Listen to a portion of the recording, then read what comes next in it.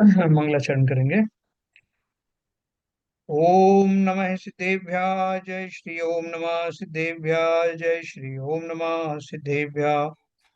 मंगलम भगवान वीरो मंगलम गौतमो गणे मंगलम कुंद कुंदाद्यो जैन धर्मोस्तु मंगलम। सर्व मंगल मांगल्यम सर्व कल्याण कारकम प्रधानम सर्वधर्माणां जैनम जयतु शासनम। जैनम जयतु शासनम जैनम जयतु शासनम। नमे समय साराय स्वानुभूत्या चकासते चित स्वभावाय भावाय सर्वभावांतरच्छिदे।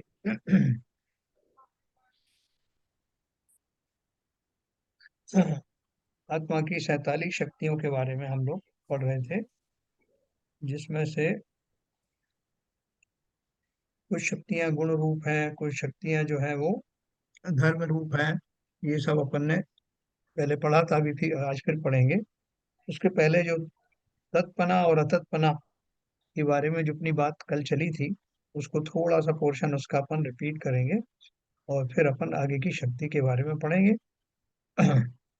तो जैसा आप सब जानते हैं कि इस परिशिष्ट में आई हुई शक्तियों की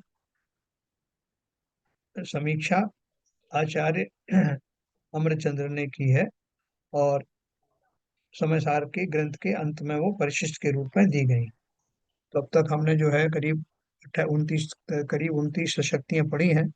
उनमें से कुछ का अपन थोड़ा सा रिपीट करते हैं।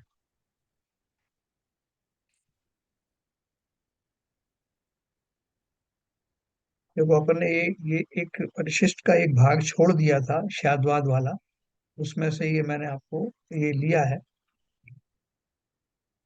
अपन उत्पाद व्यय के बारे में पढ़ रहे थे, तो उत्पाद व्यय से और ये नित्य अनित्य संबंधी, नित्य अनित्य हमारी जो एक वो शक्ति आई थी ना, तत्व शक्ति और अतत्व शक्ति 29 30 नंबर की, उसके रेफरेंस में ये अपन पढ़ रहे हैं नित्य अनित्य संबंधी कलश। यहाँ उन्होंने बोला है, उक्त संपूर्ण कथन का मर्म यह है कि आत्म अब वस्तु इसको कलश को पढ़ दीजिए ना फिर। वो फिर जरा वो लंबा हो जाए, क्योंकि मैं इसको उस दूसरी शक्ति से रिलेट कर रहा हूँ, तो इसलिए खाली उतना ही पोर्शन मैं आपको पढ़ रहा हूँ। उक्त संपूर्ण कथन का मर्म यह है कि आत्म वस्तु नित्य भी है और अनित्य भी है। वह नित्य अनित्य है। कल अपन ने जो शक्ति पढ़ी थी ना, तत्व शक्ति और अतत्व शक्ति, उसके रेफरेंस में ये पढ़ रहा हूँ। तो क्या बोल रहे हैं, उक्त संपूर्ण कथन का मर्म यह है कि आत्म वस्तु नित्य भी है और अनित्य भी है। वह नित्यानित्य है। ऊपर ऊपर से मात्र पर्यायों को देखने वाले जैनी अनित्य एकांतवादी बौद्धों के समान आत्मा को सर्वथा अनित्य मान लेते हैं, है ना। क्योंकि पर्याय है ना, पर्याय बदलती हैं, इसलिए वो अनित्य मान लेते हैं, जैसे बौद्ध धर्म में बताया। इसी प्रकार पर्यायों की अनित्यता को अनिष्ट बुद्धि से देखने वाले जैनी नित्य एकांतवादी सांख्यिकों के समान आत्मा को सर्वथा नित्य ही मान लेते हैं। दो दो विचार जो है हमारे यहाँ जैनियों में ही प्रसिद्ध है। एक तो जिस जो सांख्य मत वाले हैं, जैन मत से थोड़ा सा डेविएशन वाले हैं, तो वो क्या मानते हैं कि जो आत्मा है वो हमेशा बनी रहती, एक जैसी ही बनी रहती, नित्य बनी रहती, उसमें कोई परिवर्तन होता नहीं। और बौद्ध क्या मानते हैं कि संसार की कोई भी वस्तु नित्य है ही नहीं, इंक्लूडिंग आत्मा, सारे ही अनित्य हैं। तो ये दोनों में ये बहुत इस तरह की मान्यता है। फिर वो क्या बोल रहे हैं, शादवादी कहते हैं कि द्रव्यार्थिक नय से आत्मा नित्य है और पर्यायार्थिक नय से आत्मा अनित्य है। इस प्रकार आत्मा नित्य भी है और अनित्य भी है। आत्मा में नित्यत्व और अनित्यत्व दोनों ही धर्म विद्यमान हैं। अतः वह नित्यानित्य है। ऐसा मानने वाले शाद्वादी वस्तु के सत्य स्वरूप को प्राप्त कर अनंत सुखी होते हैं और उक्त दोनों एकांतवादी वस्तु स्वरूप से अपरिचित रहने के कारण सच्चे सुख से वंचित रहते हैं, है ना। तो यहाँ उन्होंने क्या बोला कि ये जो नित्य अनित्य का शब्द क्या है कि द्रव्य की अपेक्षा से आत्मा नित्य है। क्योंकि द्रव्य का कभी नाश होता नहीं। लेकिन पर्याय बदलती रहती हैं, इस अपेक्षा से वो अनित्य भी है।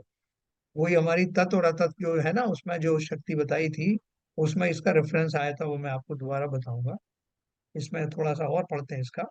छादवाद संबंधी उक्त 14 भंगों के संदर्भ में जो कुछ भी कहा गया है, उक्त संपूर्ण कथन का मूल आधार एकमात्र यही है कि ज्ञान का स्वभाव स्वपर प्रकाशक है। इस कारण उसमें स्व और पर सभी प्रकार के अनंत ज्ञेय पर्यायगत योग्यता के अनुसार निरंतर जानने में आते रहते हैं, है ना। अपन ने पढ़ा था कि आत्मा स्व को तो जानता ही है, क्योंकि वो नहीं जानेगा तो कौन जानेगा। आत्मा अपनी शुद्ध पर्याय में, शुद्ध अवस्था में स्व को भली भांति जानता है। अभी भी हम किंचित तो जानते हैं, और जब वो हम सिद्ध स्वरूप में होंगे तब निश्चय से तो स्व को ही जानते हैं, तन्मय होकर स्व को ही जानते हैं। और पर पदार्थ पर गे उसके ज्ञान की स्वच्छता में झलकते हैं। इसलिए उनकी समस्त पर्याय सहित वो परद्रव्य को जानता है। इसलिए उन्होंने बोला ज्ञान का स्वभाव स्वपर प्रकाशक है। इस कारण उसमें स्व और पर सभी प्रकार के अनंत ज्ञेय पर्यायगत योग्यता के अनुसार निरंतर जानने में आते रहते हैं। तात्पर्य यह है कि ज्ञान पर्याय में परज्ञेयों के जानने को किसी भी स्थिति में रोकना संभव नहीं, क्योंकि वह ज्ञान पर्याय का सहज स्वाभाविक परिणमन है।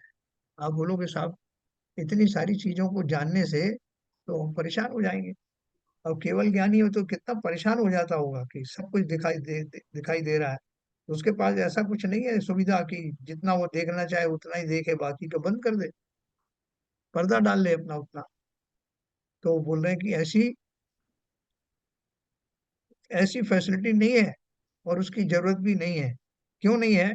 क्योंकि जैसे दर्पण में एक द्रव्य दिखाई दे, दो दिखाई दे, 50 दिखाई दे, जितना उसका जो है आकार प्रकार है, जितनी उसकी शक्ति है, उसके अनुसार जो भी उसमें झलकेगा वो अपने आप ही उसमें दृष्टिगोचर होगा। ऐसा उसकी स्वच्छता का की क्वालिटी है, उसकी शक्ति है।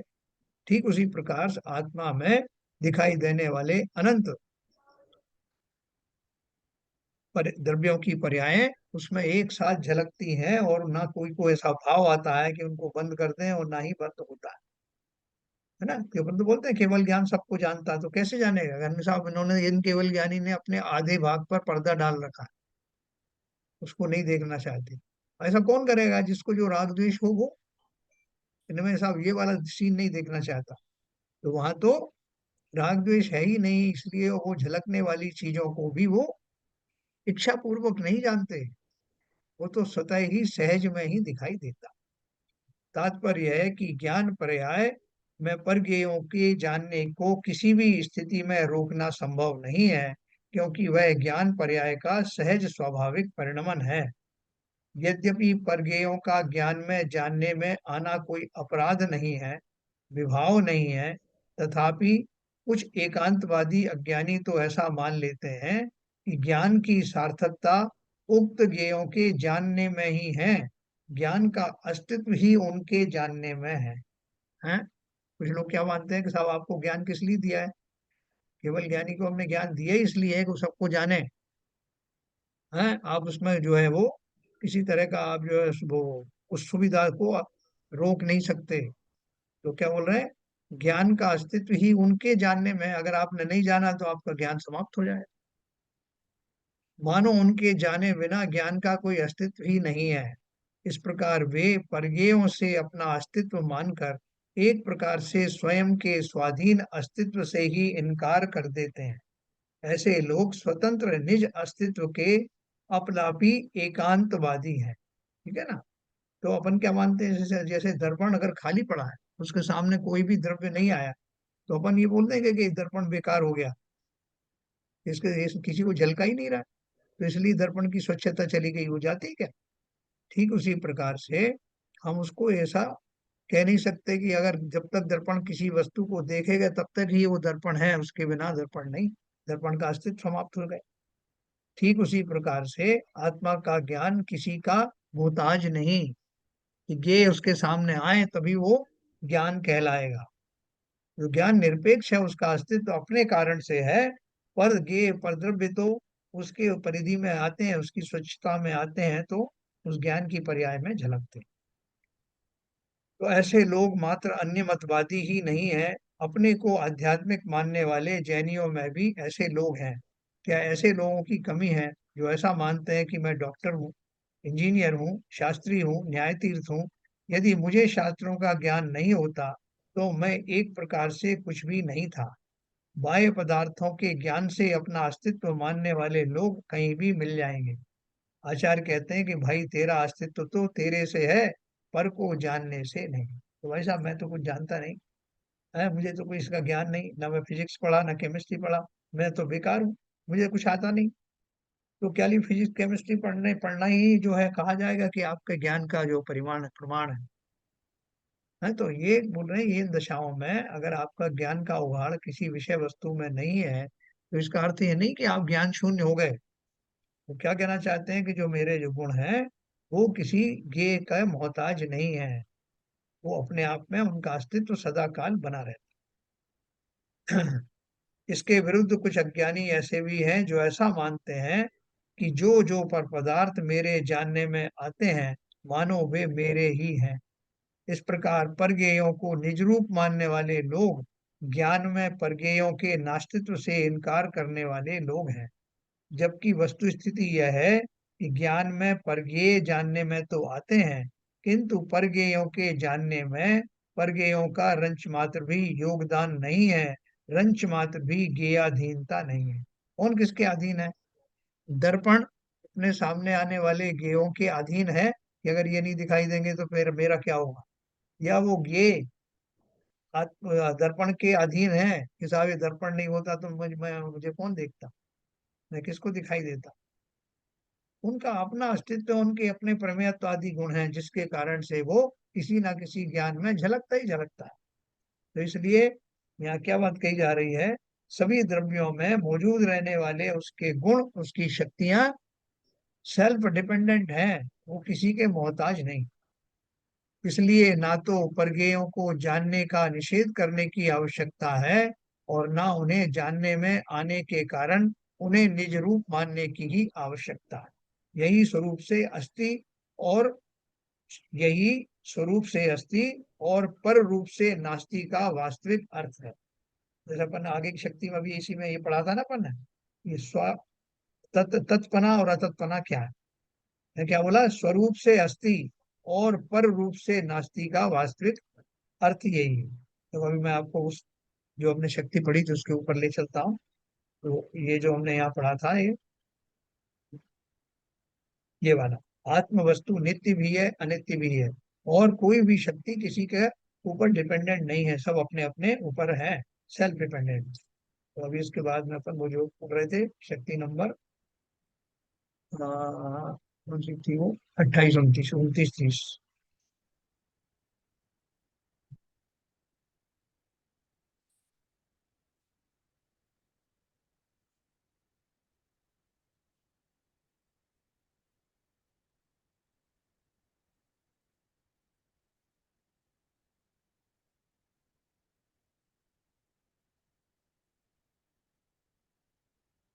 ये हम पढ़ रहे थे।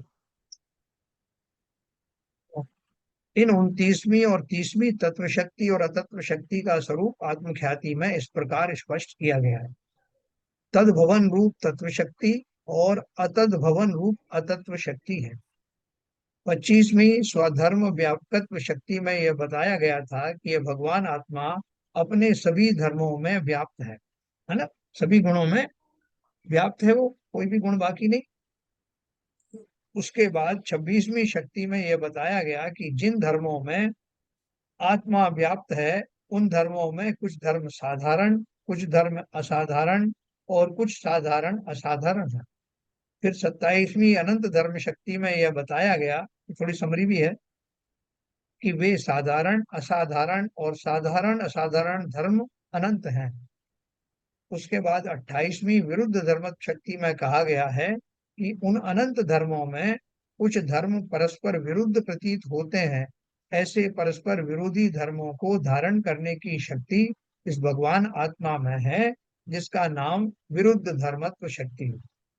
इन विरुद्ध धर्मों में तत् और अतत् धर्मों की चर्चा करते हुए इन तत्व शक्ति और अतत्व शक्ति में यह बताया जा रहा है, इस भगवान आत्मा में जो भी धर्म है उन सभी के होने रूप तत्व शक्ति है, और उनसे भिन्न पदार्थों और उन पदार्थों के धर्मों रूप नहीं होने की शक्ति का नाम अतत्व शक्ति है। तो इसमें उन्होंने बोला कि साहब ये विरुद्ध शक्तियों का अर्थ क्या है, ये विरुद्ध शक्तियों की जरूरत क्या है। जैसे हमसे कोई किसी ने कहा कि मैं अपने घर में रहता हूँ, और साथ में ये भी कहा कि मैं पर के घर में कदापि नहीं रहता, तो अपन कहेंगे कि दूसरे की जरूरत है क्या। अगर मान लो मैंने ये कह दिया कि मैं अपने घर में रहता, तो दूसरा वाला स्टेटमेंट देने की जरूरत है क्या कि मैं पर के घर में नहीं रहता। बताओ भाई, सब लोग बताओ, इस स्टेटमेंट की जरूरत है क्या। जरूरत है, जे- क्यों जरूरत जरूरत है। है, क्यों। इसे जरूरत है कि अगर वो नहीं कहेगा तो वो हाँ, पर के घर में भी रह सकता है, ओके। पॉसिबिलिटीज हैं। यही हाँ, तो कह रहा है कि मैं अपने घर में भी रहता हूँ, हाँ, पर के घर में नहीं रहता। ये एक स्टेटमेंट हो गया। और पर में इस स्टेटमेंट के साथ में ये कहा उसने कि मैं पर के घर में नहीं रहूंगा। हाँ। जा सकता है ना, वो पॉसिबिलिटीज है, इसलिए ये नहीं रहा। देखो, अभी आपने बोला कि साहब आप कहाँ रहते हो, बोले साहब मैं अहमदाबाद में रहता हूँ। बोले अहमदाबाद में रहते हो, आपको कल तो हमने मुंबई में देखा था, और उसके पहले हमने भोपाल में देखा था आपको। बोले वहां तो मैं कभी कभी जाता हूँ, मगर रहता तो मैं अहमदाबाद में ही हूँ। हम्म। है, तो वो जैसे आप कह रहे हैं ना, कोई पॉसिबिलिटी हुई कि वो उससे घर से बाहर भी निकलता है, वो हाँ। मुख्य रूप से वहां रहता है, लेकिन यदा कदा यहाँ वहां भी जाता है।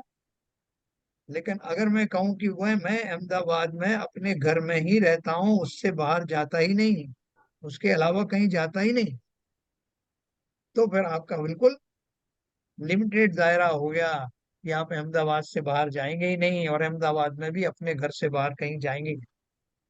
तो अस्थि इसलिए, अनास्थि दोनों बोलना पड़ता है, अस्थि हाँ, अनास्थि इसलिए दोनों बोलना पड़ा, तब बात कन्फर्म होती है। कन्फर्म, इसलिए उन्होंने कहा इन विरुद्ध धर्मों में कि मैं अपनी अपेक्षा से हूं, पर की अपेक्षा से नहीं हूं। विरुद्ध धर्मों में तत्व और अतत धर्मों की चर्चा करते हुए इन तत्व शक्ति और अतत्व शक्ति में यह बताया जा रहा है कि इस भगवान आत्मा में जो भी धर्म है उन सभी के होने रूप तत्व शक्ति है, और उनसे भिन्न पदार्थों और उन पदार्थों के धर्मों रूप नहीं होने की शक्ति का नाम अतत्व शक्ति। मैं कभी भी स्पर्श रूप रस गंध स्पर्श आदि का धारी नहीं होऊंगा, मैं कभी भी मूर्तिक नहीं बनूंगा, है, या ज्ञान गुण में हमेशा ज्ञान गुण का भारी धारी रहूंगा, चैतन्य ही रहूंगा, मैं कभी भी जड़ नहीं होऊंगा। तो ये दोनों तरह से कहा, अस्थि से और नस्ति से। तो ये तत्व, ये जो आपने बताया, हाँ, मैं कभी रूप रस गंध नहीं बनूंगा, तो हाँ, ये अतत्व शक्ति का स्वरूप है। हाँ, हाँ, बिल्कुल। ये बताया ना, उनसे भिन्न पदार्थों और उन पदार्थों के धर्मों रूप, यानी मैं पुद्गल नहीं बनूंगा, और पुद्गल के जो धर्म है वो क्या है, पुद्गल के गुण क्या है, इस पर रूप रसगंध वर्ण स्पर्श आदि जो है, मैं उनको कभी धारण नहीं करूंगा। अगर उनको धारण कर लिया तो मैं पुद्गल बन जाऊंगा।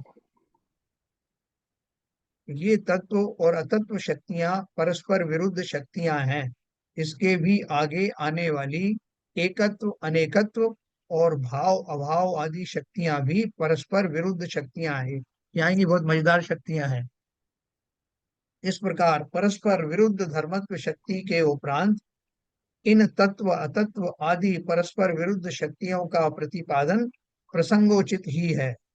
इन परस्पर विरुद्ध शक्तियों के प्रतिपादन में एक क्रमिक विकास है, गहराई से देखने पर वह सहज ही ख्याल में आता है ना। इस प्रकार यह भगवान आत्मा तत्व शक्ति के कारण स्वाद्रव्य स्वक्षेत्र स्वकाल और स्वभावमय है, और निरंतर परिणमित भी होता है, तथा अतत्व शक्ति के कारण ना तो परद्रव्य पर क्षेत्र, पर काल और पर भाव रूप से है ही, और ना उन रूप उनकी पर्याय रूप परिणमित ही होता है ना। तो कैसा है, तो प्रत्येक द्रव्य। तत्व शक्ति का, हाँ तत्व शक्ति में एक शंका है मेरी हाँ कि जो चीज जैसे वो जीव नहीं कर पा रहा है तो उसको हम शक्ति बोल रहे हैं। जैसे अगर मैं अपने लिए बोलूं कि हाँ मैं छलांग 10 फीट नहीं लगा सकता, हाँ। तो ये मेरी शक्ति थोड़ी ना है। मैं चल सकता हूँ 4 किलोमीटर पर घंटा, हम्म। और इससे ज्यादा नहीं चल सकता। तो ज्यादा नहीं चल सकने की क्या मेरी शक्ति है क्या? वो तो जो जो हाँ, मैं नहीं कर पा रहा वो तो शक्ति के रूप में कैसे उसे हम कह सकते हैं? नहीं कर पा रहा हूँ, जैसे मान लीजिए आप चलने का और रुकने का बोलो कि साहब मैं चल तो पाता हूँ लेकिन रुक नहीं पाता, तो रुक नहीं पाता तो ये मेरी कोई शक्ति में थोड़ी आता। बताओ, कि मैं चल तो सकता हूँ लेकिन साहब मैं जब सोचता हूँ कि मैं रुक जाऊं तो रुक नहीं पाता, तो ये शक्ति है कि नहीं है? वो भी शक्ति है ना, अधर्म की। कि साहब ब्रेक ही नहीं लगते मेरे, अभी घाटी पे आप नीचे ढलान पे जाते हो, तो तब आप बोलते हो साहब मेरे ब्रेक ही नहीं लग रहा है, मैं क्या करूं? और अगर आप तो तुरंत ब्रेक नेगेटिव लगा चीज सकते होगी ना, हो। वो जो कर नहीं पा रहा वो शक्ति बोलेंगे उसको जिस चीज शक्ति है को ना, कर नहीं पा रहा है। ये तो शक्ति ही है। आप जब रुकना चाह रहे हो, आपका मन है कि रुक जाऊं, तो रुक जाते हो। तो एक लिमिट, आपके जो लिमिट्स हैं, विद इन दी लिमिट्स आप काम कर पाते हो, उनके बियॉन्ड लिमिट्स में आप काम नहीं करते हो। जैसे कि आ, अपनी शक्ति के कारण से, जैसे मैंने आपको एक दो उदाहरण दिए और अभी आगे दूंगा, तो जैसे रुकने का और इसका मैंने आपको बताया, तो वो उन शक्तियों के कारण वो जीव, शक्ति जो है ना, पर रूप ना होना ये शक्ति में आता। अपने रूप ही बने रहना वो शक्ति है, पर रूप नहीं होना ये भी शक्ति है। सर ये इसको सर, भाई कह साहब सकते चलने हैं, में, ये जो भी आप कह रहे हैं, जो भी आप विवेचन कर रहे हैं, हाँ, ये अनेकांतवाद स्वादवाद का रूप है। शायद बात तो है ही, बिल्कुल है। हाँ, तो बिल्कुल है। इसलिए ललित के सवाल का जवाब यही है हाँ कि स्वादवाद रूप से ये शक्ति है, और नहीं चलना पाड़ा मेरी, वो भी मेरी शक्ति है। हाँ, ये बिल्कुल स्वादवाद उसके रूप। सही कहा नहीं आपने ये। रुकने में, भाई साहब जी। चलने में भी शक्ति लगती है और रुकने में भी हाँ शक्ति लगती है। हाँ, बिल्कुल लगती है। रुकने में शक्ति लगती है, ऐसा हाँ नहीं है कि बिना शक्ति के रुक जाएं आप। दोनों में पॉजिटिव पॉजिटिव पॉजिटिव में ही शक्ति लगती है, नेगेटिव में शक्ति ही लगती है। इसको कंफर्म नहीं करिए। नहीं नहीं देखिए नहीं नहीं, जो जो ललित जी का प्रश्न है कि मैं नहीं चल पा रहा हूँ, मेरी वो भी कैपेबिलिटी शक्ति है, नहीं है। एक वो मिनट, शक्ति है उसकी। एक मिनट, एक मिनट बाबू जी, पूरा कर लेंगे। जो उनका सवाल था कि मैं इतना 4 किलोमीटर ही चल पाता हूँ, उससे इससे ज्यादा नहीं ज्यादा चलती। नहीं चल पाता हूँ, तो वो रुकने वाली बात नहीं कह रहे हैं। वो कह रहे हैं मेरी में इतनी, मेरी कैपेसिटी नहीं है, ताकत नहीं है, मगर स्वादवाद रूप से मेरे में वो शक्ति नहीं है, जो क्या कहते हैं, वो भी क्या कहते हैं, वो शक्ति है। पर हाँ द्रव्य के रूप से नहीं है। अभी कोई बोले कि मैं चीते जैसा नहीं दौड़ सकता, और मैं यस। हूं कौन, मनुष्य हूँ। तो मैं अपनी पर्याय की बात कर रहा हूँ ना, स्वद्रव्य स्वक्षेत्र स्वकाल और स्वभाव के अनुसार मेरा द्रव्य जिस अपेक्षा से बना हुआ है, उस अपेक्षा से मैं चीता नहीं हूँ। जो मनुष्य की शक्तियां हैं वो मेरे अंदर सब निहित हैं, और उनके अनुसार विद इन दोज लिमिट्स मैं पूरा हूँ, पूरी शक्ति का धारी हूँ।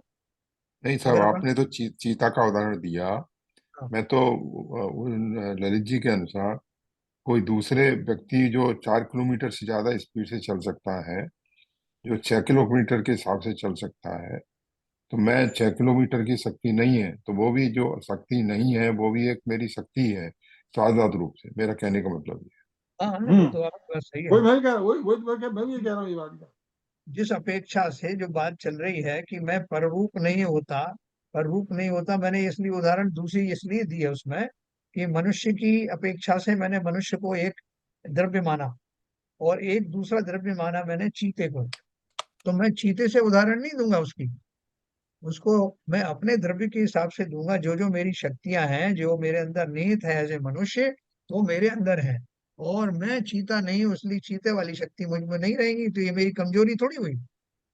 मैं चीते की तरह खाता नहीं हूँ, मैं मांसाहार नहीं करता उसको हूँ। हम अतत्व मैं शक्ति शाका नहीं बोल सकते ना। जैसे चीते की शक्ति मेरे पास नहीं है तो मैं बोलूँ कि मेरे ये अतत्व शक्ति है।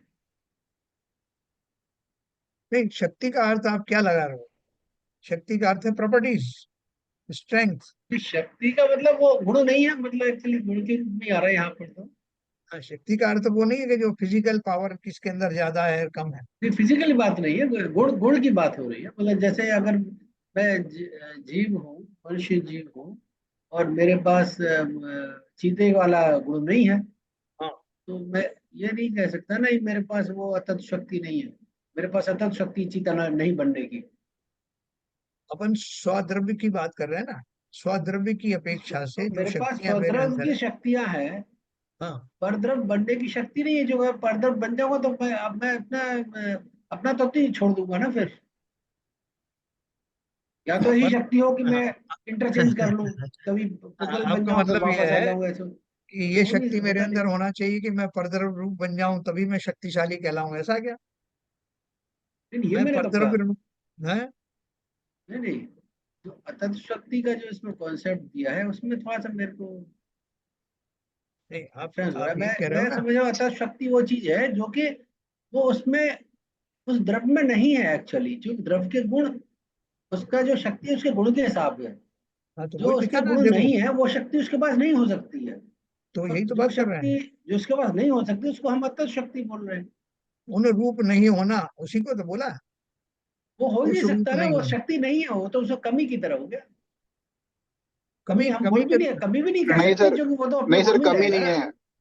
सर मैं वो कुछ अपने बोलूं गुण में ही इसमें? रहेगा, अपना अपना अपना स्वभाव अपना गुण कैसे छोड़ेगा? वो तो हाँ, एक जो मिनट, द्रव्य में विपुल जी उसका जो कुछ कह रहे स्वभाव है हैं। उसमें रहेगा। हाँ, बोलो विपुल जी। सर ललित जी का प्रश्न सही लग रहा है व्यवहारिक दृष्टि से, लेकिन वो शक्ति इसलिए कहला रही है क्योंकि कोई चीज जब जीव द्रव्य दूसरा तत्व नहीं बन सकता, यही तो उसकी क्वालिटी है। हाँ, अगर वो, उन्होंने आंसर अपने आप ही दिया है, क्योंकि अगर उसके अंदर वो क्वालिटी आ जाए कि वो दूसरा रूप, मतलब दूसरा तत्व बन जाए, फिर तो वो डिस्qualify, वो तो वो क्वालिटी नहीं रहेगी ना, वो शक्ति नहीं रहेगी। वो क्वालिटी बोल। है कि वो दूसरा तत्व नहीं बन सकता। हाँ, और यही तो, ये उसकी शक्ति है। ये सही कह रहे हो, यही तो बिल्कुल शक्ति सही है। समझाया। क्योंकि क्योंकि अगर अगर दूसरा तत्व बन जाएगा, फिर तो पूरा सिद्धांत बाधित हो जाएगा। नहीं, वो तो द्रव्य ये ही दूसरा समाप्त हो तत्व, जाएगा। द्रव्य वो समाप्त हो द्रव्य ही जाएगा। समाप्त। ये बात ललित जी ने भी कही है। तो हाँ, बिकॉज वो दूसरा द्रव्य नहीं बन सकता, इसलिए ये शक्ति है। है ना। आदमी के जो बच्चे होते हैं वो घोड़े जैसे नहीं होते। हाथी, आदमी के अंदर से घोड़ा पैदा नहीं होगा, हाथी पैदा नहीं होगा। तो ये इसकी स्ट्रेंथ है कि वीकनेस वो भी एक शक्ति है। वो भी एक है? शक्ति है। सही कह रहे हो, सही कह रहे हो, बिल्कुल सही। नहीं सर, उसको उसमें थोड़ा सा व्यवहारिक दृष्टि में थोड़ा सा फर्क ये आ जाता है कि भाई वो एक वो इस बात पे डिपेंड करेगा कि उसका उसका फायदा नुकसान क्या है। अगर हाथी को घोड़ा बन के कुछ काम करना है और वो काम नहीं कर पा रहा, तो फिर वो मतलब वो शक्ति की जगह वो विपरीत हो जाएगा। नहीं, देखो लेकिन हर यहाँ एक पे, द्रव्य। हाँ, हाँ बोलिए। अगर कोई जीव दूसरा तत्व बनता है या दूसरा द्रव्य बनता है, तो वो विरोधाभास है। वो उसकी स्वाभाविक जो करेक्टरिस्टिक्स हैं उसके खिलाफ जाने वाली बात है, इसलिए वो नेगेटिविटी वाली बात है। अब इसलिए बोलोगे वो, कि हाँ, चार पांच तत्व तरह तो के सभी फूल में ही फूल। है सब, तत्व शक्ति और तत्व शक्ति सभी में है, चाहे पुद्गल हो या कोई भी चीज हो। हाँ, हाँ, लकड़ी बिल्कुल है, सब। लकड़ी रहती है, वो बाकी नहीं बदलती। 5 तरह के फूल खिले हुए हैं। चमेली बोलती है कि मेरे अंदर सुगंध तो बहुत है मगर ऐसी नहीं है जैसे कि गुलाब की तरह है, गुलाब जैसी। तो अपन क्या बोलते हैं कि तुम अपने आप, तुम्हारी अपनी बात है। तुम जहां भी हो, जैसे भी हो, अपने हिसाब से सही हो। गुलाब अपने हिसाब से है। गुलाब चमेली नहीं बन सकता, चमेली गुलाब नहीं बन सकता। तो इसमें से किसमें वीकनेस है? दोनों नहीं में से साहब, किसको आपने वीकनेस है? आपने जो एग्जाम्पल दिया, जी। चमेली के पेड़ में गुलाब जैसी सुगंध नहीं है, तो ये भी उसकी एक शक्ति हुई। हाँ बिल्कुल है, यही तो। अभी तो यूनिकनेस है उसमें, चमेली बने यस, का यूनिकनेस। वो कहाँ यस, से आएगी? वो अपने गुण को धारण किए हुए है। जैसे विपुल जी ने सही कहा कि दूसरे द्रव्य का गुण वो धारण नहीं कर सकती है, वो भी एक शक्ति है। अगर वो धारण कर लेगी तो उस द्रव्य का वो अस्तित्व ही खत्म हो जाएगा। खत्म हो खत्म हो जाएगा। जाएगा, सही। इस दृष्टि से समझिए ललित जी। विपुल जी ने बहुत अच्छी तरह समझा, विपुल जी ने बहुत अच्छी तरह समझा दिया। हाँ आगे भी देखो यार, अपन इसको फिर से पढ़ेंगे। इस प्रकार ये भगवान आत्मा तत्व शक्ति के कारण स्वाद्रव्य क्षेत्र काल भावमय है और निरंतर परिणमित भी होता है। विद इन दो लिमिट्स ही परिणमित होता है, कि जब भी आम के पेड़ में जब भी बोर लगेंगे तो उसमें से आम ही बनेगा। तो इसलिए वो निरंतर परिणमित भी होता है, उसी के अनुसार होता है। तथा अतत्व शक्ति के कारण ना तो परद्रव्य क्षेत्र काल भाव रूप से ही है ही, और ना उन रूप उनकी पर्याय रूप परिणमित ही होता। ये यहाँ बिल्कुल स्पष्ट कर दिया है। इस प्रकार स्वयं की अनंत शक्तियों रूप होना तत्व शक्ति का कार्य है, और पर रूप नहीं होना अतत्व शक्ति का कार्य। ये बिल्कुल सही फिर है, क्वालिफाई कर दिया, फिर बिल्कुल सही क्वालिफाई है। कर दिया। दो पार्ट कर दिए उसके, तत्पना और अतत्पना। इस प्रकार तत्व शक्ति के कारण आत्मा ज्ञानादि गुणों रूप और उनके निर्मल परिणमन रूप है, और अतत्व शक्ति के कारण रूपादि और रागादि रूप नहीं है। देखो, और क्लियर किया। अगर मान लो मुझ में ये शक्ति नहीं होती, कौन सी, कि मैं रागादि रूप नहीं बनूं, तो मैं बन जाता। कितने समय से मैं रागों के बीच में रहा, अनादि काल से मैं राग से भरा हुआ रहा, मैं कभी मुक्त होता ही नहीं। एक बार मैं राग में आ गया तो बस राग में ही बना रहता। लेकिन मेरा जो शक्ति क्या है, कि ये सब तो ऊपर ऊपर के भाव हैं, विभाव भाव हैं। असली जो मेरी शक्ति है वो कैसी है, हूँ शुद्ध निराकुल सिद्धों सम। वहां से कंपेयर करना, अगर वो सर शक्ति नहीं होती तो मैं कभी मुक्त होता नहीं। ये तत्व शक्ति की वजह से ही आप क्या कहते हैं, ना तो दूसरे परद्रव्य का रूप धारण करते हैं, हाँ ना रागादि संयोगों की वजह से आप उनसे विवाह में जाते हैं। ये हाँ यही असत्य शक्ति है, बिल्कुल। यही और असत्य तात्पर्य ये है, शक्ति है। और भाई साहब, तात्पर्य है। जैन जी। दर्शन में भी हाँ जो है अस्थि और हर चीज को, जो भी बात की जाए अस्थि और अस्थि से बोलते हैं। हाँ, बोलने का तरीका ही क्या स्वादात था, में वाणी है ही वो। अस्थि और बिल्कुल। अस्थि दोनों से बोला जाएगा, तभी स्वादात में वाणी बनेगी, नहीं तो एक एकांतवाद हो जाएगा। नहीं, उसको बाजी क्वालिफाई भी किया है ना। That is other thing.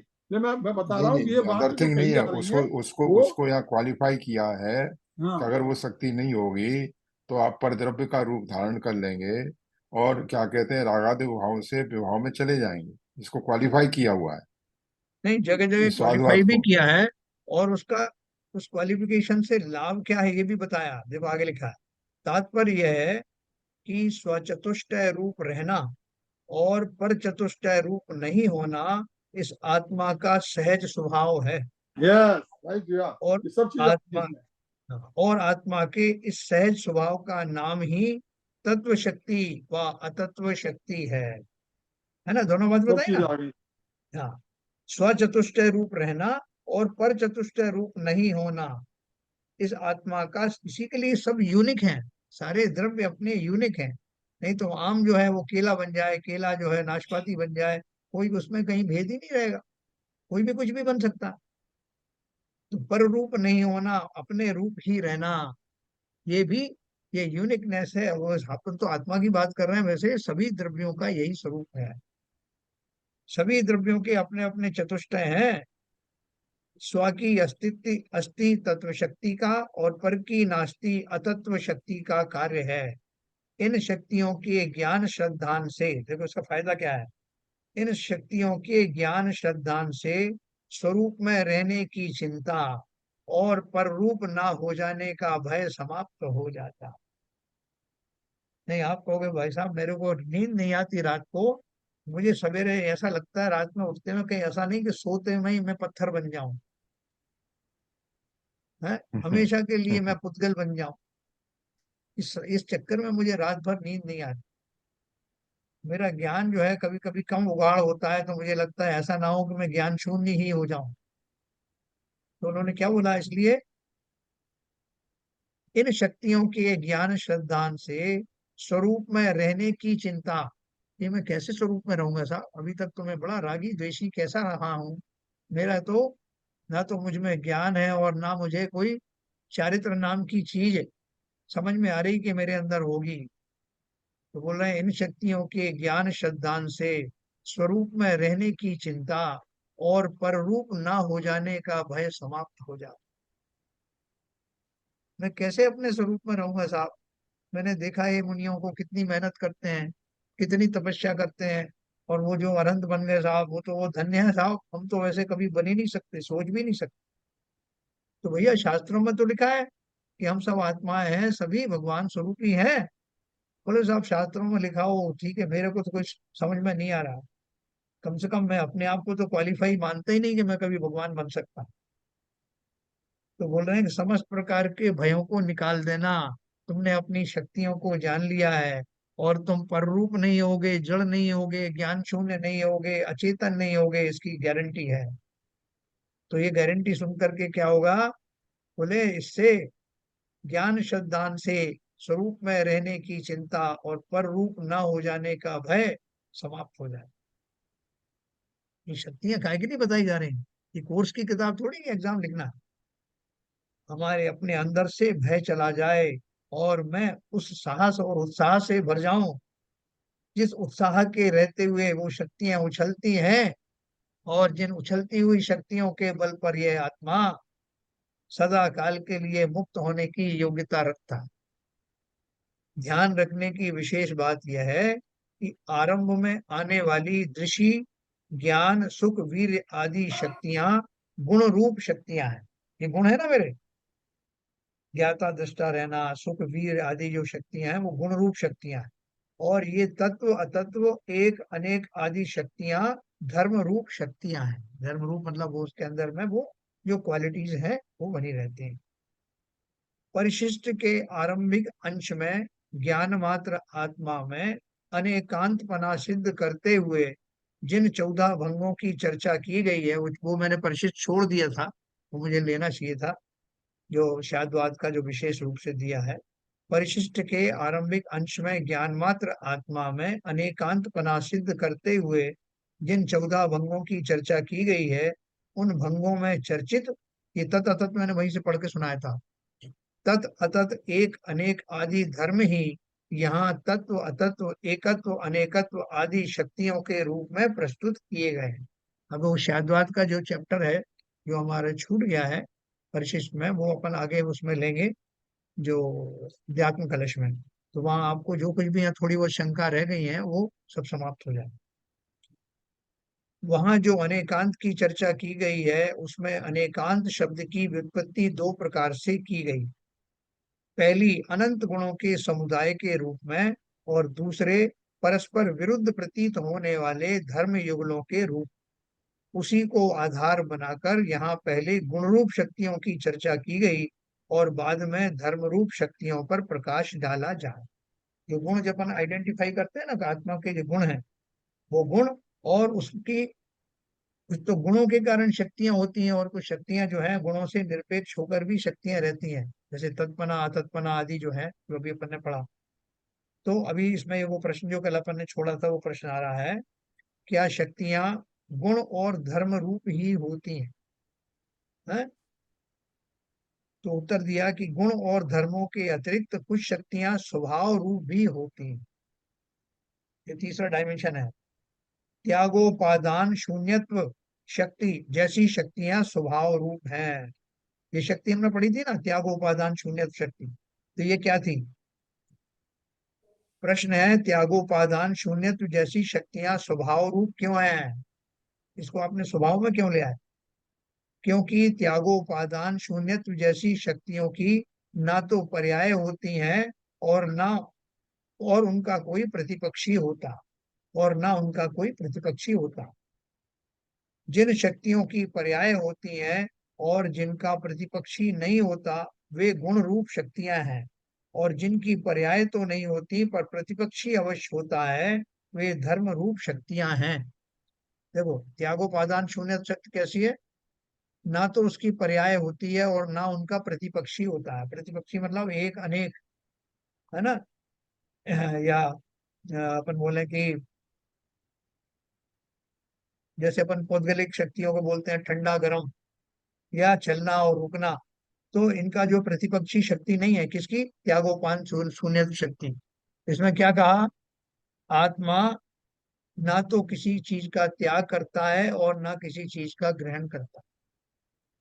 ठीक है, तो ये एक एब्सोल्यूट चीज है जो स्वभाव में बसती है। इसके लिए कोई अलग से गुण का जरूरत नहीं देने का कि ज्ञान गुण के कारण ऐसी करती है, चेतन गुण के कारण ऐसी करती है, नहीं। ये उसका स्वभाव है। क्या स्वभाव है, कि मैं हूं अपने में स्वयं पूर्ण, पर की मुझ में कुछ गंध नहीं, मैं अरस अरूपी अस्पर्शी, पर से कुछ भी संबंध। तो ये जो उसकी जो क्वालिटी है, जिसके कारण उसको पर से ना तो कुछ ग्रहण करना है और ना कुछ त्याग करना है, इस उसकी जो शक्ति है, वो शक्ति कैसी है, कि ना तो उसकी पर्याय होती है और ना उनका कोई प्रतिपक्षी होता है। प्रतिपक्षी दोनों ही पहले ही बखान कर दिया कि ना मैं कुछ छोड़ता हूँ ना मैं ग्रहण करता हूँ। तो इसलिए ऐसी शक्तियां कैसी होती हैं, ये स्वाभाविक शक्तियां हैं। तो ये तीन कैटेगरी की चीजें बताई हैं, इनका मैं एग्जांपल आपको कल दूंगा। जिन शक्तियों की पर्याय होती हैं और जिनका प्रतिपक्षी नहीं होता, वे गुण रूप शक्तियां हैं। जैसे ज्ञान गुण है, तो ज्ञान गुण कैसा है, कि ज्ञान शक्ति पर्याय तो होती है जिनका प्रतिपक्षी नहीं होता। पर्याय क्या हुई, ज्ञान गुण की पर्याय क्या हो सकती है, बताओ। ज्ञान गुण की तो पर्याय अपने आप ज्ञान में ही जो वृद्धि है, हानि लाभ और उत्पत्ति और व्यय, और तो अब यही है तीनों। ज्ञान की क्या क्या हो सकती है पर्याय।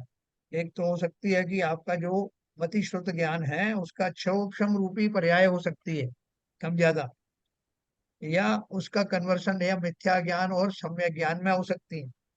या आपका बोलो कि मति श्रुत ज्ञान में के अंदर ही आपको अवधि ज्ञान बन जाता है, या बोलो जो मने मने पर्याय ज्ञान बन जाता है, या केवल ज्ञान बन जाता है।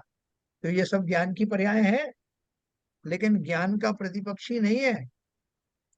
ज्ञान गुण का प्रतिपक्षी क्या होगा, ज्ञान नहीं होना। अज्ञान। अज्ञान अज्ञान। तो हो नहीं सकता, क्योंकि ज्ञान गुण किसके अंदर होता है, जीव द्रव्य के पास होता है। ऐसा कोई जीव है क्या जिसमें ज्ञान गुण ना हो, है ना। तो उसका कोई प्रतिपक्षी नहीं है ज्ञान गुण का। वो जीव ही नहीं होगा, अगर अगर ज्ञान नहीं होगा तो उसमें जीव ही कोई नहीं भी है। जीव ऐसा नहीं मिलेगा जो ज्ञान से रहित होगा। ठीक है, तो ज्ञान का प्रतिपक्ष कुछ नहीं। अज्ञान भी जो हम कहते हैं वो ज्ञान की ही उस पर्याय को कहते हैं जिसमें ज्ञान की कुछ कमी होती है, या ज्ञान सम्यक नहीं मिथ्या होता, उसी को हम अज्ञान कहते मिथ्या ज्ञान होता है, उसे अज्ञान कह देते हैं। हैं। तो जिन शक्तियों की पर्याय होती हैं और जिनका प्रतिपक्षी नहीं होता, वे गुण रूप शक्तियां हैं। चैतन्यता है, वीर्य गुण है, सुख रूप है, सुख है, इन सब की क्या है, पर्याय तो होती है, कम ज्यादा प्रकट होना होता है, लेकिन उनका प्रतिपक्षी नहीं होता। तो वे गुण रूप शक्तियां हैं, और जिनकी पर्याय तो नहीं होती पर प्रतिपक्षी अवश्य होता है, वे धर्म रूप शक्तियां हैं। आप बोलोगे कि सुख का जो प्रतिपक्षी दुख होता है, और सुख एक गुण है, तो दुख जो है उसका विपक्ष हुआ, है क्या विपक्ष दुख। नहीं, शुद्ध आत्मा के लिए नहीं है। क्योंकि आत्मा में सुख नाम का ही गुण होता है, उसका वो विपक्ष अनंत सुख होता है। ही नहीं। अनंत सुख है, उसमें उसका विपक्ष होता ही नहीं। तो ललित जी बताओ, ये दुख दुख हम चिल्लाते रहते हैं कि आत्मा सदा दुखी है, संसार में सब जीव दुखी है, तो फिर वो दुख कहाँ से आया,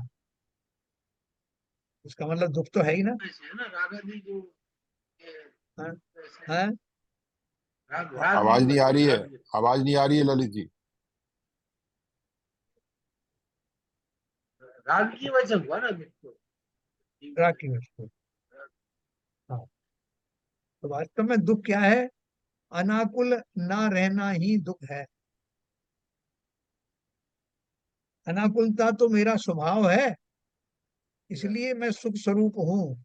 लेकिन अपने अज्ञान के, आपने सही कहा, अपने अज्ञान के कारण, रागादि भाव के कारण, कर्मोदय जन उदय के कारण ही मैं आकुल व्याकुल रहता हूँ। मैं आकुल व्याकुल हो लेता व्याकुल का फल व्याकुल व्याकुलता। व्याकुल का है। है ना। इसलिए अपने जो गुण है वो गुण शाश्वत रहते हैं, उनका प्रतिपक्षी नहीं होता। जिन शक्तियों की पर्याय होती हैं और जिनका प्रतिपक्षी नहीं होता वे गुणरूप शक्तियां हैं, और जिनकी प्रति पर्याय तो नहीं होती पर प्रतिपक्षी अवश्य होता है, वे धर्म रूप शक्तियां हैं। है ना, इनकी उदाहरण भी अपन कल पढ़ेंगे। जिनकी ना पर्याय हो और ना प्रतिपक्षी ही हो, वे स्वभाव शक्तियां हैं। जैसा आपको त्यागोपादान शक्ति बताई, वे धर्म रूप शक्तियां हैं जिनकी ना पर्याय हो ना प्रतिपक्षी, स्वभाव शक्तियां हैं। इस त्यागोपादान शून्य शक्ति की ना तो पर्याय होती हैं और ना कोई प्रतिपक्षी ही होता है, इस कारण वे स्वभाव रूप शक्तियां हैं। है ना, जैसे इनमें बस बात इतनी ही है कि भगवान आत्मा का ऐसा स्वभाव ही है कि वह ना तो किसी से कुछ ग्रहण ही करता है और ना किसी का त्याग ही करता। इस प्रकार हम देखते हैं कि शक्तियों में गुण, धर्म और स्वभाव सभी को समाहित कर लिया गया। ये तीनों कारण से होने वाले जो प्रॉपर्टीज हैं, जो क्वालिटीज हैं, जो स्ट्रेंथ हैं, उनमें ये सारी चीजें समाहित कर लिया गया है। कि साहब मेरे अंदर में एक बहुत बड़ी शक्ति है। क्या शक्ति है? कि मैं कभी क्रोधित नहीं होता, कैसी भी बात आ जाए तो मैं उसको सहन कर लेता हूँ। बोले साहब ये आपकी कोई ताकत है क्या, स्ट्रेंथ है क्या? स्ट्रेंथ तो वो होती है कि किसी ने एक दिया तो आपने 10 दिए, ये है स्ट्रेंथ। अब तो बोल रहे हैं कि मैं सहनशील, मैं सहन सह लेता हूँ सब कुछ, मैं किसी को कुछ नहीं कहता, मैं शांत रहता हूँ, मेरे मन में कोई विकार भी नहीं आती, ये कोई स्ट्रेंथ है क्या? बोलो ललित जी, ये स्ट्रेंथ है क्या कि मैं औरों की बहुत तरह बड़ी। गुस्सा नहीं कर सकता? और कितनी जोर से गुस्सा करते हैं साहब, झापड़ मार देते हैं, लोग थर थर कांपते हैं। मैं ऐसा नहीं करता। तो आप बड़े कमजोर आदमी हैं। कमजोर हूं क्या? सांसारिक दृष्टि से कमजोर है।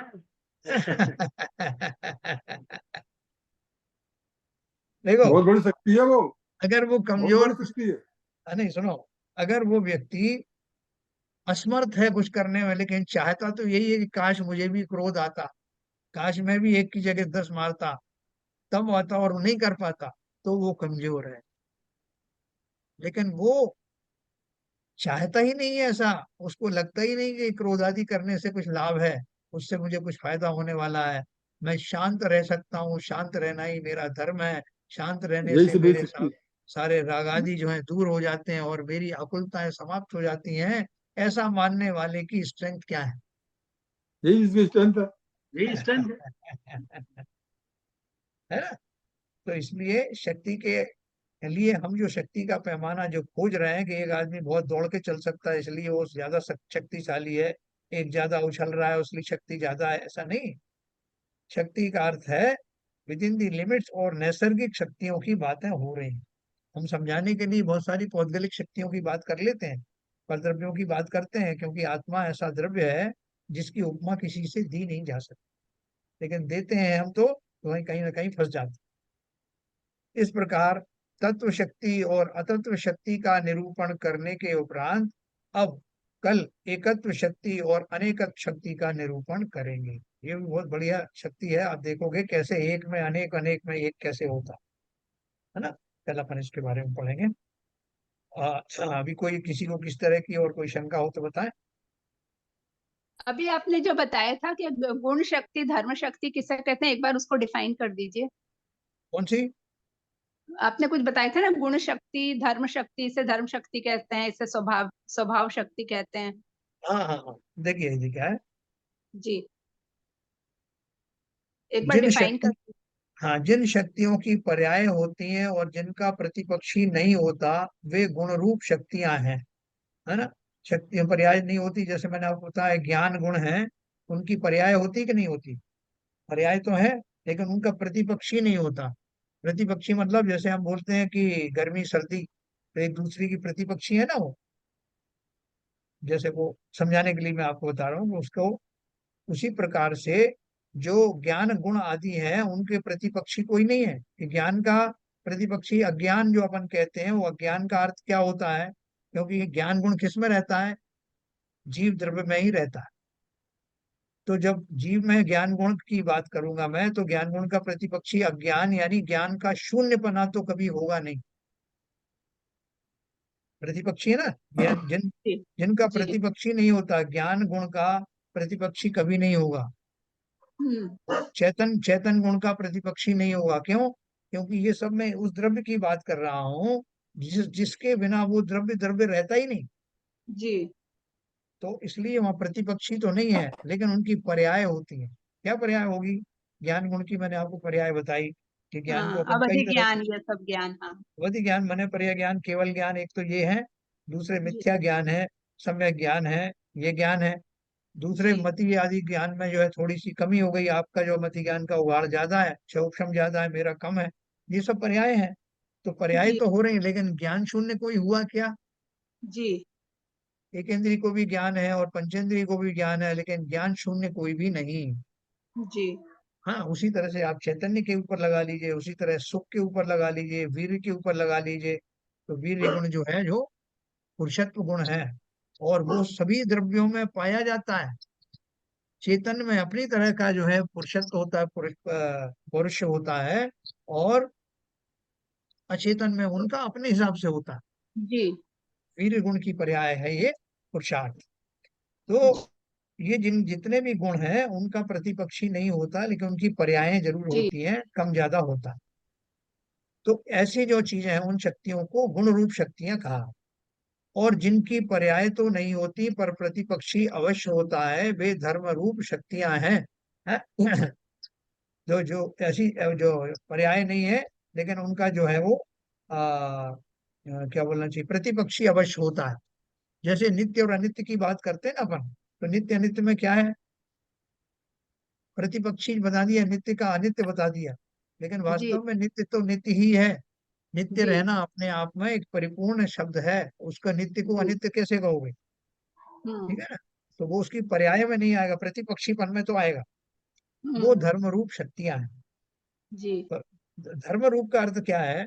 कि वास्तव में उनका जो रिजल्टेंट होता है, गुणों के कारण से जो जीव का या द्रव्य का परिणमन होता है, जो उसका स्वभाव जैसे स्वभाव में समा जाता है, जिसको वो नित्य करते हुए दिखाई देते हैं, वो उसका धर्म है।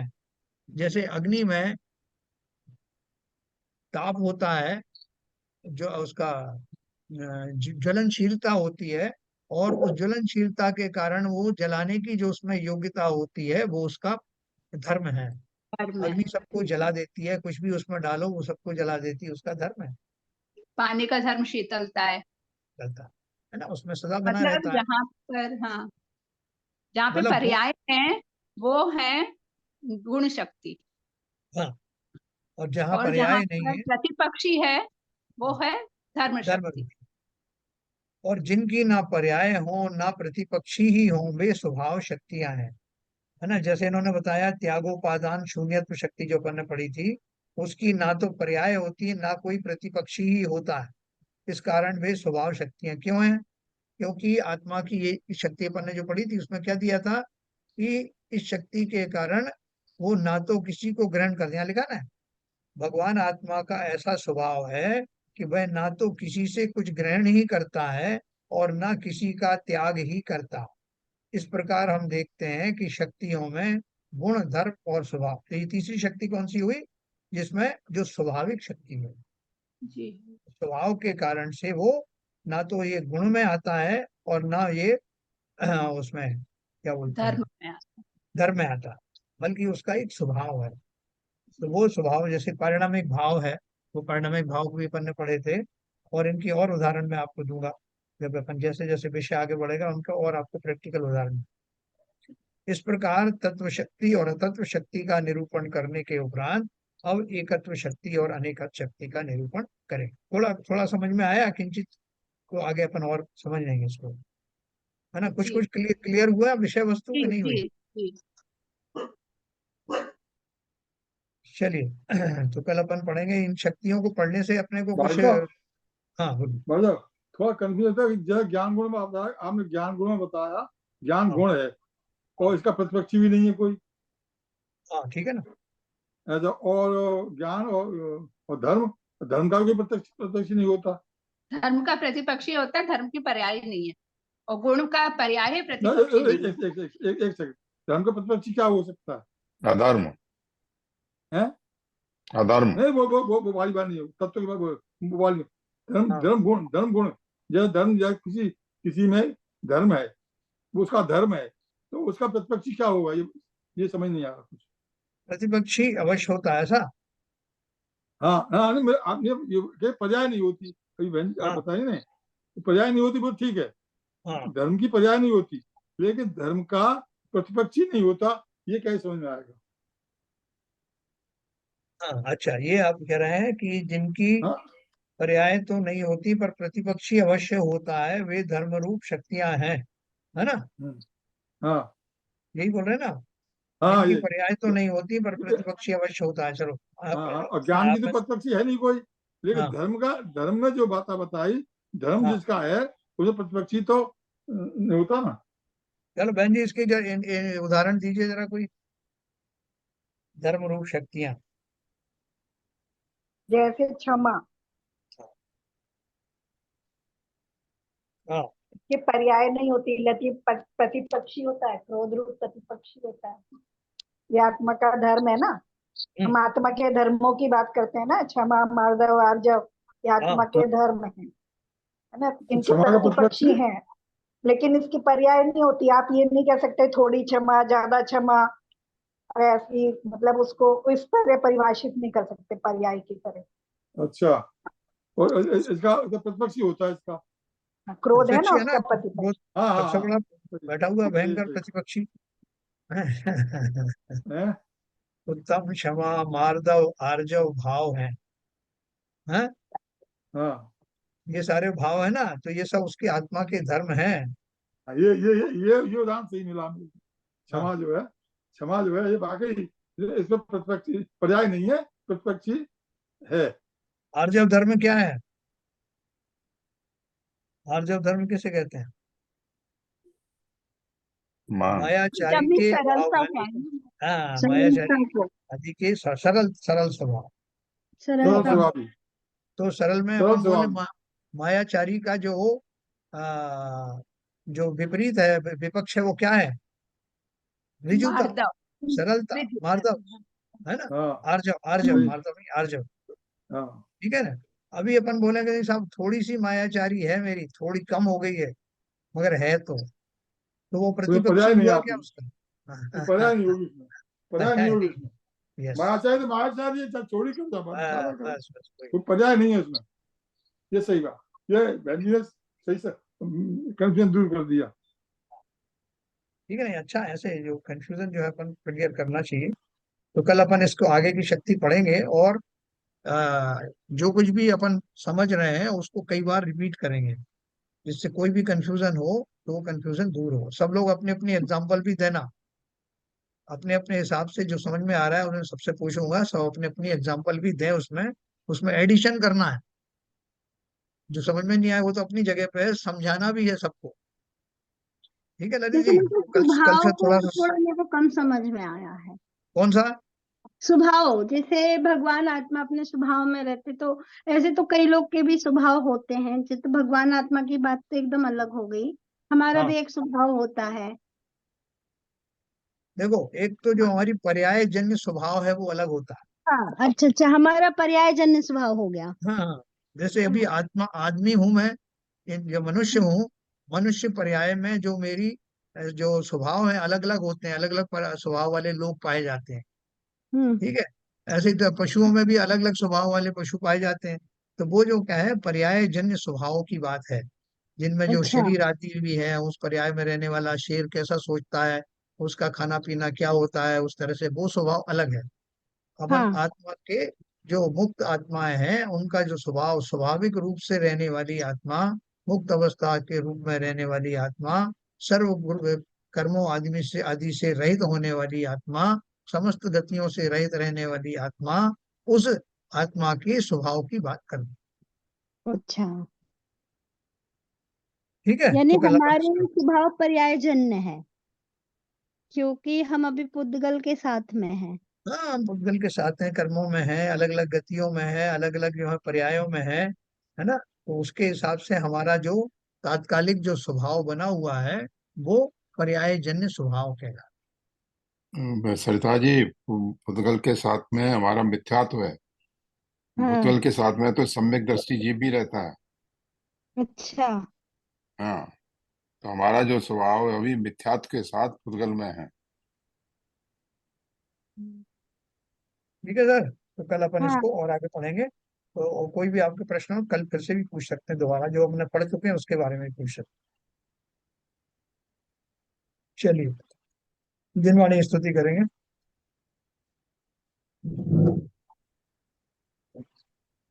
तम नाश विकु ज्ञान के प्रकाश विकु पापा परिभास विकु भानु शिव खानी ब्रह्म द्रव्य जान विकु बंध विधि भान विकु तपन की छान विकु परम प्रमाणी है अनुभव बताए विकु जीव जताए विकु सताए विकु भव्य और आनी है जहाँ तहाँ तार विकु पार विकु तार विकु तार विकु यही जिन वाणी है ये जिन वाणी भारती कोई भूल गए जो तेरी शरण गए सो पाद सुखे क्या वाणी के ज्ञान से सूझे लोका लो वो वाणी मस्तक धरो सदा देते हैं जय सदा देते हैं वाणी माता की जय। जय।